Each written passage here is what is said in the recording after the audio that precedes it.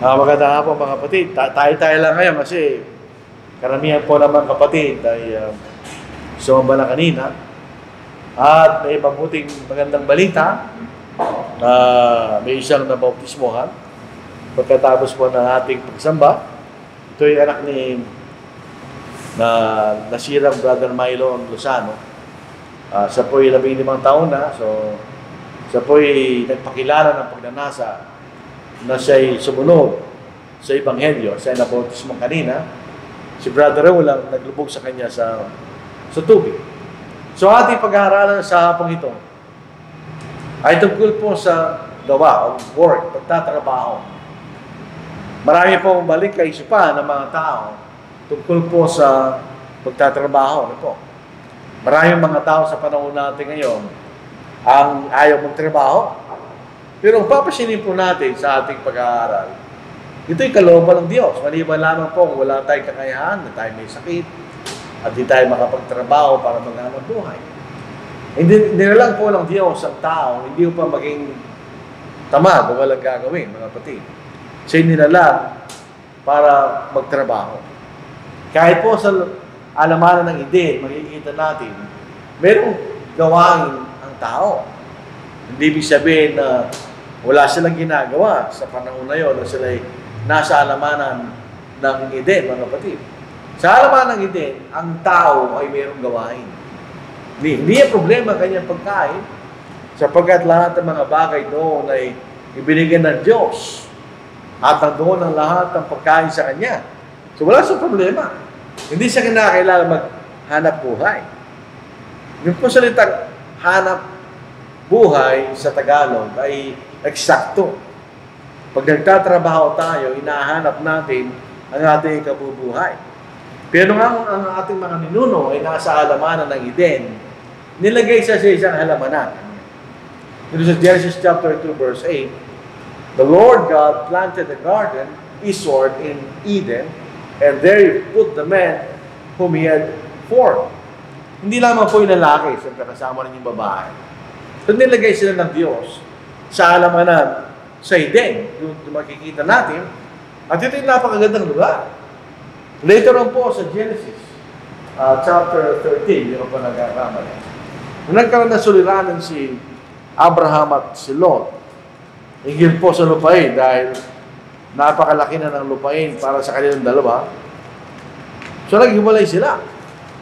At pinili ni Lot ang lupain sa may Sodom at Gomorrah. Dahil nga po sa katotohanan na ito isang magandang lugar katulad ng halamanan ng Panginoon kanya. Dito sa Genesis 13, dito sa verse 8 hanggang 10, sinabi ni Abraham kay Lot, huwag na tayong magkaroon ng pagtatalo, maging ang ating mga pastol sapagkat tayo magkapatid o magkamag-anak. Hindi sila magkapatid, literally, dahil si Lot ay pamangkin ni Abraham. Di ba nasa harapan mo ang buong lupain? Umiwalay ka sa akin. Kapag kinuha mo nasa kaliwa, ako'y pupunta sa kanan. O kapag kinuha mo nasa kanan, ako'y pupunta sa kaliwa. Inilibot ni Lot ang kanyang paningin at natanong niya ang buong libis ng Jordan na pawang natutubigan, mabuti gaya ng halamanan ng Panginoon. Gaya ng lupain ng Egypto sa gawing na Suar, ito'y bago winasak ng Panginoon ng Sodom at Gomorrah. So ito isang magandang lupain. Yun ang makikita natin sabi ni Lot. Parang ito'y lugar na tutubigan, ganyan, at magandang lupain. Pero meron siyang trabaho. Siya hindi na problema yung pagkain niya. Ito ng mga halamanan na binigay ng Diyos. Pero meron siyang trabaho. Ano yung trabaho niya? Dito po sa Genesis chapter 2 verse 15. Ano ang trabaho niya? Then the Lord God took the man and put him in the garden of Eden to tend and keep it. So siya yung tagapag-alaga ng halamanan. So ibig sabihin, although ando na lahat ng mga pagkain sa harapan nila na binigay ng Diyos, hindi siya nakilakailang maghanap buhay dahil andun na kailang kabubuhay, ibinigay ng Panginoon sa kanila ang lahat ng mga halaman bilang pagkain, pero meron silang ginagawa. Sa Tagalog, ginawa ng Panginoong Diyos ang lalaki at inilagay sa halamanan ng Eden upang ito'y kanyang bungkaling at ingatan. So, yun ang trabaho niya. Meron siyang trabaho. Ang makikita natin, siya nagtatrabaho, hindi upang mabuhay. Doon na yung pagkain eh. Kundi siya nabubuhay para magtrabaho. Yun po yung magkaibang bagay. Later, makikita natin, may malaking pagkakaiba na tayo nabubuhay para magtrabaho at magtrabaho para mabuhay. Magkaiba yung dalawa. Kung sila'y nandun sa halamanan, sila'y nabubuhay para magtrabaho. Sila ang tagapag-alaga ng halamanan. Sapagkat binigay ng Diyos sa tao ang lahat ng kailangan niya sa halamanan. Hindi na siya kailangang magtrabaho actually para mabuhay. Andun lahat ng pagkain. Sabi dito, Genesis 2:16, of every tree of the garden, you may freely eat. So lahat ng pagkain nandun doon. Noong unang panahon, hindi kumakain ng laman ng hayop ang tao. Ang pagkain lang niya ay mga halaman. Pupunta tayo, basahin natin sa Biblia. Dito sa Genesis chapter 1. Yung mga hayop, pati ng tao, ang kinakain nila ay mga halaman. Kaya ang binigay dito pagkain ng Diyos ay mga punong kahoy na pwede nilang kainin. Yung mga bunga. At siyempre, meron yung mga maliliit na mga halaman. Dito basahin natin. Sa verse 29 ng Genesis chapter 1. Sinabi ng Diyos, tignan ninyo, ibinigay ko sa inyo ang bawat halaman na nagkakabinhi na nasa ibabaw ng lupa at ang bawat punong kahoy na may binhi sa loob ng bunga, ang mga ito'y magiging pagkain ninyo. Sa bawat mailap na hayop sa lupa at sa bawat ibon sa ipapawid at sa bawat gumagapang sa ibabaw ng lupa, sa bawat bagay na may hininga ng buhay, ay binigay ko ang lahat ng halamang luntian bilang pagkain. At ito'y nangyari. So, ang mga lunti, ang mga halaman ng pagkain nila. So, binigyan ng Diyos ang lahat ng mga pangangailangan nila. So, yung tao, si Adam at si Eva, nung sila'y nasa halamanan ng Eden, ay nabubuhay para magtrabaho. Sabi, hindi sila naghahanap buhay. Binigay na ng Diyos yung lahat na kanilang pangangailangan. Wala silang problema doon. Pero, meron silang ginagawa. Sila'y nabubuhay para magtrabaho. Pero na sila nagkasala, mga kapatid, sila'y pinalayas nung nagkasala sila. Ibig sabihin, nung sila'y tumaniwas, lumabag sila doon sa utos ng Diyos, na sa lahat ng mga punong kahoy sa halamanan ay malayo sila makakain, maliban lamang sa halamanan ng pagkalam ng mabuti at masama. Nung kinain nila yun, sila'y pinalayas. Sabi ng Panginoon, sa araw na kakain nyo, ay kayo mamamatay. Kanya. Hindi sila matay physically. Sila'y nahiwalay sa Diyos. Kaya pinalaya sila, basahin natin. At kanyang itinaboy ang lalaki, kasama si Eva, at inilagay sa silanganan ng halamanan ng Eden ang mga kerubin at isang nagniningas na tabak na umiikot upang bantayan ang daang patungo sa punong kahoy ng buhay. So sila'y pinalayas ng Panginoon mula sa halamanan sa Eden. Anong nangyari ngayon? Ngayon, kinakailangan silang magtrabaho para mabuhay. Sabi rito, sa Genesis 3:19, in the sweat of your face, you shall eat bread till you return to the ground, for out of it you were taken, for thus you are, and to thus you shall return. Sabi siya, ngayon galing sa labok, babalik ka sa labok. So ngayon, nagkaroon sila ng kamatayan. Sa tulo ng iyong, sa pawis ng iyong mukha, kanya. Ikay kakain ng tinapay, at ikay mamatay, kaya ng Panginoon. So, baliktad na ngayon. Wala na yung pagkain na ibinigay ng Diyos. Dahil pinalayas na sila mula sa halamanan. Wala na yung mga punong kahoy doon na pwede nilang kainin dahil pinalayas na sila. Ngayon, pang mangyayari sa kanila, kinakailangan silang magtrabaho para mabuhay. Mula noon hanggang ngayon, yan ang ating kalakaran. Hindi tayo mabubuhay kung hindi magtatrabaho. Maliban lang, may sakit ka, hindi ka maalam magtrabaho. Pero kung tayo malusog at wala tayong suliranin sa ating kalusugan, kinakailangan tayong magtrabaho para mabuhay. Dito lang galing ating salitang Tagalog na hanap buhay. Kinakailangan magtrabaho para ikaw ay mabuhay. Doon sa alamanan, doon sa loob ng alamanan, sila ay nabubuhay para magtrabaho. Sabihin, meron silang ginagawa. Pero paglabas nila, dahil sa kailan nagkasala sila, at sila yung pinalayas ng Diyos mula sa alamanan, baliktad na kayo. Sila ay nagtatrabaho para mabuhay. Papasyanin niya, binaliktad na natin dalawa sa they live to work. They work to live. Pero malaking pagkakaiba. Doon sa alamanan ng Eden, ang buhay nila ay binigay ng Diyos. Hindi sila kinakailangan maghanap buhay. Binigay lang sila ng responsibilidad na alagaan yung alamanan. Yun lang. Pero paglabas sila doon, wala na yung pagkain na binigay ng Diyos. Sabi nga po na binasa natin kanina, sa pawis ng iyong mukha, kanya ay kakain ka ng tinapay. Ngayon, kinakailangan sila maghanap buhay. Mula noon hanggang ngayon, iyan ang ating ginagawa. Hindi ka mabubuhay, hindi ka naghahanap buhay, anong kakainin mo? Anong pangangailangan mong dapat mong ibigay kung hindi ka nagtatrabaho, di ba? So, ang batas ng Diyos sa pagtatrabaho, no work, no eat, no free ride. Yung pong ginagawa ng pamahalaan na nagbibigay ng ayuda, actually, hindi tama yun. Bilang ako po isang ekonomista sa aking pinag-aralan, ang nararapat ibigay ng pamahalaan ay trabaho. May lumang kasabihan, huwag mo bigyan ng isda ang tao dahil pag nakain na ng isda, hihingi na naman yan. Kinakailangan mo siyang tulong mag-isda. So, ibig sabihin, no work, no eat, no free ride. Dito sa 2 Thessalonians, chapter 3, verse 10, ang sinasabi ni Pablo sa mga taga-Thessalonica, dahil mga tao doon ay kilala bilang mga tamad, hindi sila nagtatrabaho. Kaya kasi Pablo, hindi siya tumanggap ng support dun sa lugar na yun para maghanap buhay siya at maging uliran ng mga kapatid doon. Sabi rito sa 3:10 ng 2 Thessalonians, sapagkat doon pa man kami kasama ninyo, ay aming iniutos ito sa inyo, kung sino man ay ayaw magtrabaho, ay di naman kumain, ganyan. Yun ang utos ng Diyos.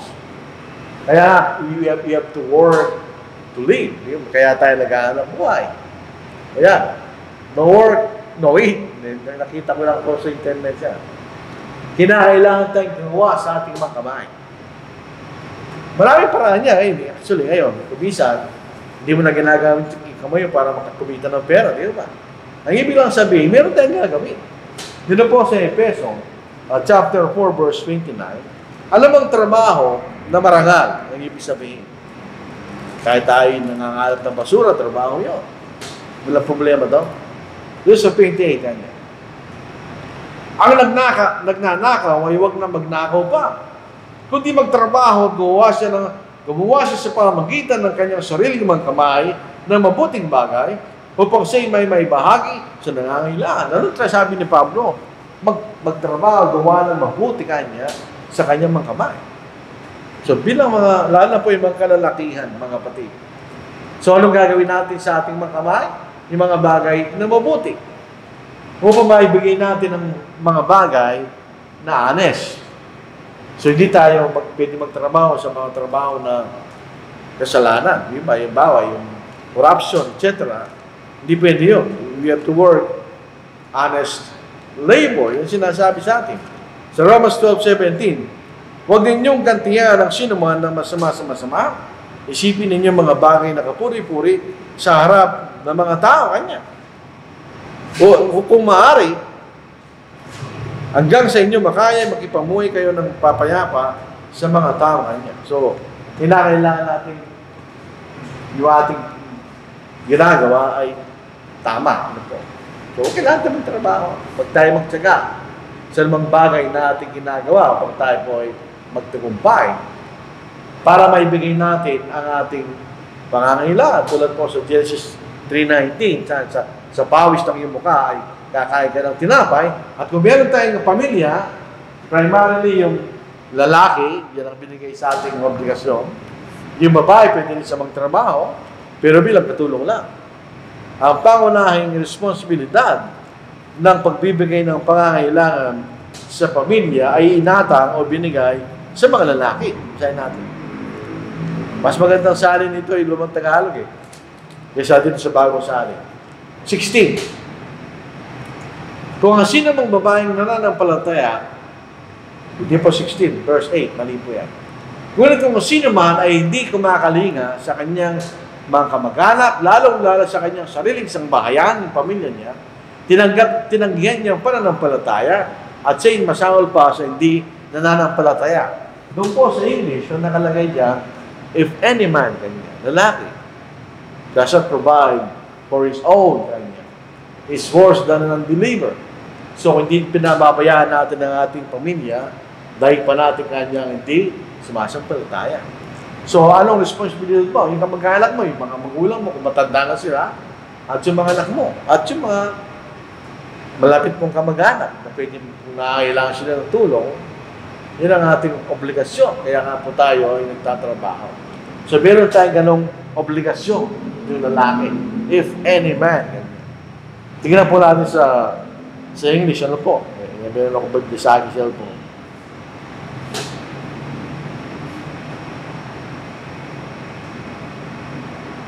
Ito po, sa New King James. But if anyone or any man doesn't provide for his own, lalaki and especially for those of his household, he has denied the faith and is worse than an unbeliever. Kanya. So, ngayong panahon natin ngayon, minsan parang nagtatrabaho yung babae ko lang, okay lang po yun, pero ang pangunahin ay sa lalaki. Dahil yan sinasabi ng balak sulatan. So, kinakailangan tayo magtrabaho. Pagising natin sa umaga, yan ang ating ginagawa. Naghahanap buhay tayo para tayo ay mabuhay at maibigay natin ang obligasyon po natin. Ito po ang ethics ng pagtatrabaho. May marami po sa atin, nakikipagtrabaho lang tayo. Hindi tayo may-ari ng business. Meron din gano'n, pero karamihan nakikipagtrabaho tayo. Ano ang ating kaisipan pag magkikipagtrabaho tayo? Dito basahin na, bond servants. Ito yung katumbas ng nagkikipagtrabaho sa panahon natin ngayon. Be obedient to those who are your masters according to the flesh. Kapag nagkikipagtrabaho tayo, may may-ari ng trabaho, ng pinagtatrabaho natin. Ano ang ating relasyon sa kanila? Basahin natin. Be obedient, tayo masunurin to those who are your masters according to the flesh, with fear and trembling, in sincerity of heart, as to Christ. Pag nakikipagtrabaho tayo, tayo po ay sincere sa ating ginagawa, parang si Kristo ang ating Panginoon. Not with eye service, o pakitang tao lang ating pagtatrabaho, as men pleasers, but as bond servants of Christ, doing the will of God from the heart, with goodwill, doing service as to the Lord and not to men. So, pag nagkikipagtrabaho tayo, parang ang Panginoon natin, ang Panginoon, ganyan. Knowing that whatever good anyone does, he will receive the same from the Lord, whether he's a slave or free. So, kung tapat tayo nagkikipagtrabaho, bibigyan tayong gantin ng Panginoon. Yan sinasabi ni Pablo sa binasa natin, tayo maging masunurin at with fear and trembling, sabihin, in sincerity of heart, as to Christ, parang ang Panginoon ang ating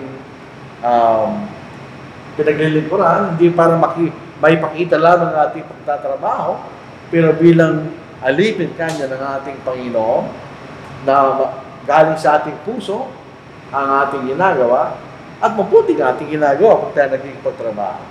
Dahil tayo po tatanggap para sa Panginoon. Yun ang ethics ng pagtatrabaho. Yung pong mga langgam. Minsan, pero isa sa atin yung mga langgam eh. Kinukuha yung ating pagkain, di ba? Kinukutkot nila eh. Pero sila'y masipag. Kaya sila kumukutkot. Nag-iipon sila ng pagkain nila. Dahil pag tagulan, alas wala ka na makikita langgam. Hindi na sila magtatrabaho sa tagulan. Bakit? Meron silang pagkain. Sabi po sa Proverbs chapter 6 verses 6 to 8, go to the ant, you sluggard, you tamad, sabihin. Consider her ways and be wise. With saving in her captain, wala silang isip eh. Pero talagang hindi sila uminto sa pagtatrabaho. Overseer, a ruler, provides her supplies in the summer and gathers her food in the harvest. Pero yung sabihin, no, bakit sa summer, hindi umulan? Pag umulan na, alas wala ka na makikita ng langga. Dahil meron na silang pagkain. Ito na sila no, dahil hindi pwede mag-survive ang mga langgam sa tagulan. Mamamatay sila, di ba? So, ibig sabihin, kung paano ang kasipagan ng mga langgam ngayon, ganoon din tayong mga tao. Tayo po ay magiging masipag. Ang pagiging tamad, ito'y kasalanan. Ano yun? You to rest all the time. Wala kang ginagawa, nagtutulog lang. Take it easy, you have a choose it. Right? Alam niyo, Joseph Program, yun ang kanyang slogan ng panahon na yun. A little folding of hands, yan yan. Yun ang ginaya. Yun ang makikita natin. Yun po'y kasalanan. Oo, pwede tayo magpahinga pagtapos na ng trabaho. Yung mga ibang bansa, masipag sila nagtatrabaho. Pagka nakaipon sila, sila'y magre-relax. Ganun sila. Yun naman mga iba naman, uubusan na nila yung kailang kinita kahit gagas nila, kahit di pa nila tinanggap yung kita nila. Sa Proverbs 6:8-9, naghahanda ng kanyang pagkain sa takaraw at tinitipon ng kanyang pagkain sa anihan. Hanggang kailan ka ihiga, riyan o tamad?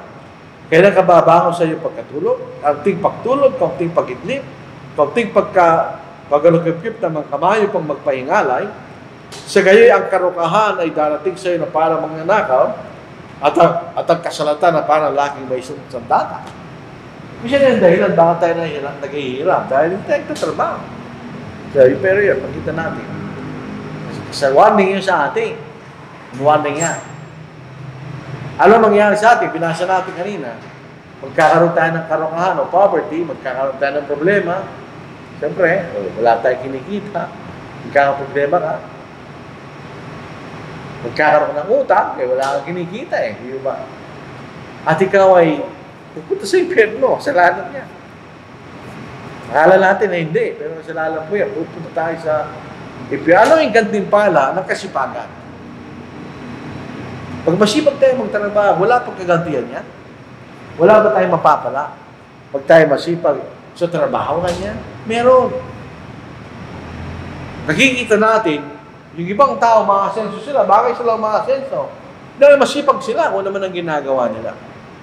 And also that every man should eat and drink and enjoy the good of all his labor is the gift of God. Pag tayo masipag sa ating paggawa, yan ay hindi kapalit yan. Hindi na masama na tayo mag-enjoy sa ating kinita. Ito yung kaloob ng Diyos. Kanya. Bakit? Kaya nagpagal. May kantimpala ang ating pagpapagal kanya. Gusto natin kumasenso, kailangan tayo maging masipag sa anumang bagay na ating ginagawa. Kaya nga, pupunta tayo sa prinsipyo na langgam. Inulit-ulitin natin. Nagingit mo siya ng pagkain. Wala siyang gagawin. Sa araw-araw, gabi at araw, kahit gabi, may makikita ka langgam eh. Nagiging sila ng pagkain. Para pagdating ng tagulan, dito na sila. Dahil meron silang pagkain kanya. Yun ang makikita natin. So,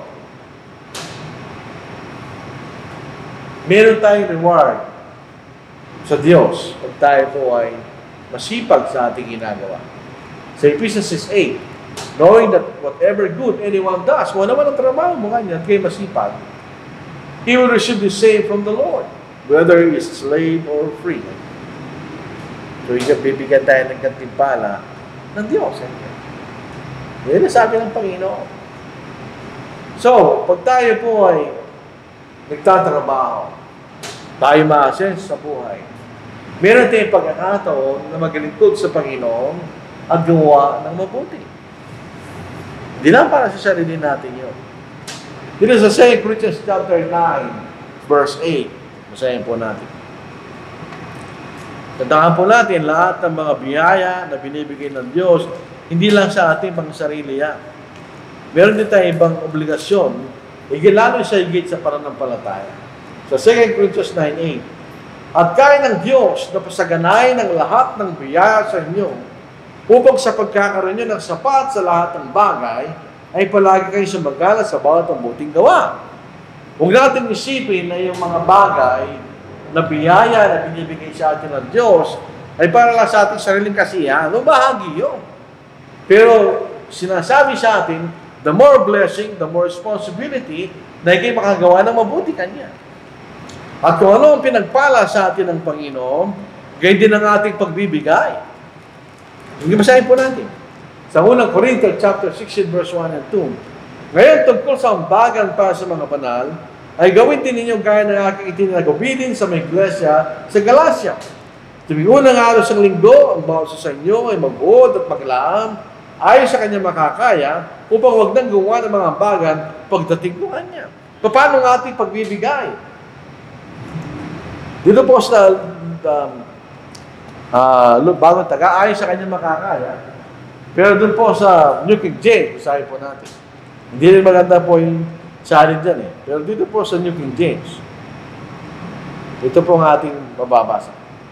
Verse 2, on the first day of the week, let each one of you lay something aside, storing up as he may prosper kanya. Yung sa lumang Tagalog, ayon sa kanyang giniginhawa.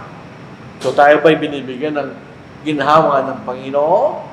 Ibig sabihin, mas malaki ang ating ibibigay sa Panginoon. Yun ang makikita natin. Pwede tayo magkaroon ng pagkakataon na tumulong sa mga nangangailangan. Lalong-lalo na sa mga kasambahay sa pananampalataya o sa mga kapatid natin sa pananampalataya. Kaya tabang may pagkakataon, gawa tayo ng mabuti sa lahat, lalong-lalo na sa mga kabilang sa sangbahayan ng pananampalataya. So yun po yun. Obligasyon din po natin yan. Pangatlo, tulungan natin nagtuturo sa atin. Ganyan. Sa Galatia 6:6.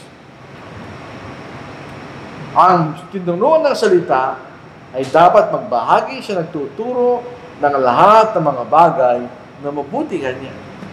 Hindi po mababasa natin sa Biblia. Pangapat, tulungan natin ang ating kapwa. Help neighbor. Dito po sa Lucas. Medyo mahaba-haba po ang ating babasahin sa Lucas chapter 10, 25 to verse 37. At may isang dalubhasa sa kautusan at tumindig upang si Jesus Kristo ay subukin ang sabi, Guro, anong dapat kong gawin upang magmana ng buhay na walang hanggan?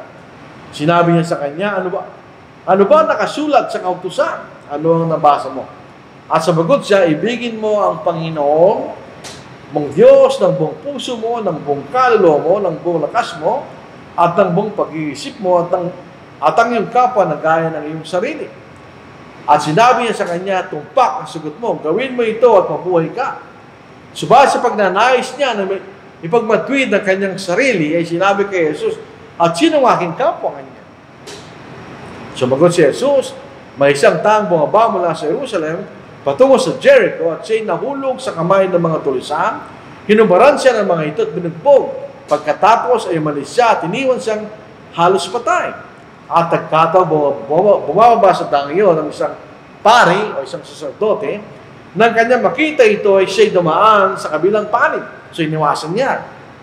Gayun din ang isang Levita, nang dumating siya sa lugar na iyon, at kaya nakitang taong iyon, siya'y dumaan sa kabilang panig. Ngunit ang isang Samaritano, ang mga Samaritano, ito yung mga taong ayaw na mga Hudyo.